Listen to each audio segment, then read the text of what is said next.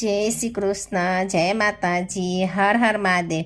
આજે આપણે પોષી પૂનમ વિશે જાણશું। પોષી પૂનમ એ ભાઈ બહેનનો પવિત્ર તહેવાર છે। પોષી પોષી પૂનમરીને અગાસીએ રાંધ્યાન, ભાઈની બેની રમે કે જમે। પોષી પૂનમનું શું મહત્વ છે એ જાણીએ।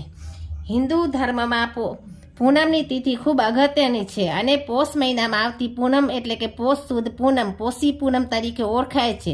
પોષી પૂનમના દિવસે લોકમાતા ગંગા સ્નાનનું અગત્યનું મહત્વ છે અને આથી જ આ તહેવારનું મહત્વ પણ ગંગા કિનારે આવેલા હરિદ્વાર અને કાશી પ્રયાગરાજમાં વધારે છે।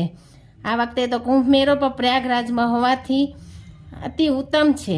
હિન્દુ ધર્મની માન્યતા અનુસાર પોષ માસને સૂર્યદેવનો મહિનો માનવામાં આવે છે। એવું કહેવાય છે કે આ મહિનામાં સૂર્યદેવની આરાધના કે પૂજાથી માનવને મોક્ષની પ્રાપ્તિ થાય છે। આથી જ પોષ સુદ પૂર્ણિમા એટલે કે પોષી પૂનમના દિવસે નદીઓમાં સ્નાન કરવાનું અને સૂર્યદેવની આરાધના કરવાનું મહત્વ છે।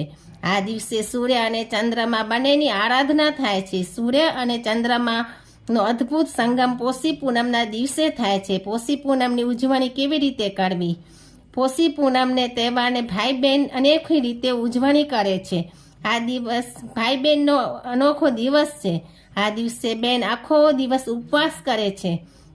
આ દિવસે થાપેલા છાણાથી એટલે કે ગાય કે અન્ય પ્રાણીઓના છાણ કે પોદરા ભેગા કરી ચોક્કસ માપના છાણા બનાવાય છે।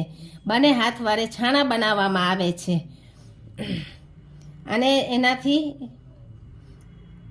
છાણા બનાવવામાં આવતા જેને થાપેલ છાણા કહેવાય છે અને અરાયા પણ કહેવાય છે। ગાય કે અન્ય પ્રાણીના પોદરા જે હાલમાં સુકાઈ જાય અને છાણું બની જાય તેને અરાયા કહેવાય છે।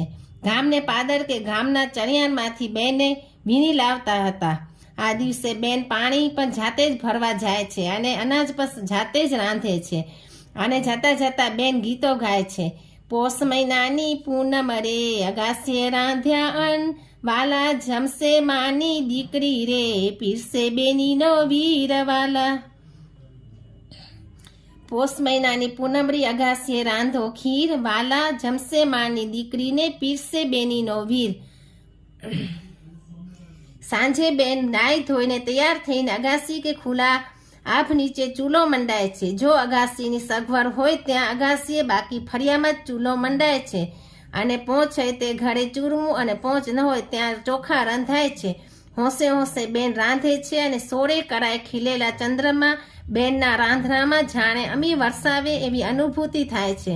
આ દિવસે બેને રાંધેલ ચોખા પર ભાઈને મન 32 ભોજન કરતાં પણ વિશેષ હોય છે।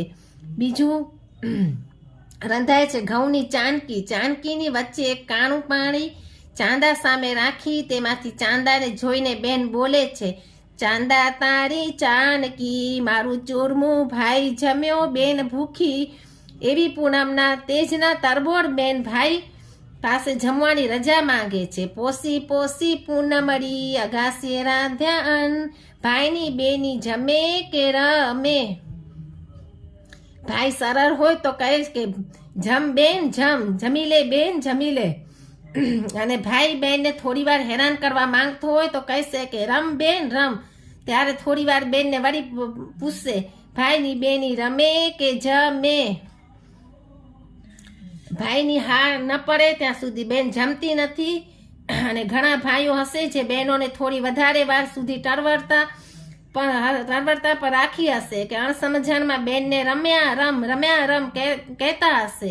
બેન ભૂખી પર સૂઈ ગઈ હશે પણ બેનનો વાલ તો ભાઈ માટે ક્યારેય ઓછો થતો નથી। આમ ભાઈ બહેનને પ્રેમનો તહેવાર એટલે પોષી પૂનમ। આ રીતે પ્રેમ ભાવથી પોષી પૂનમ ઉજવાય છે। જય જય શ્રી હર હર મહાદેવ। જય શ્રી કૃષ્ણ।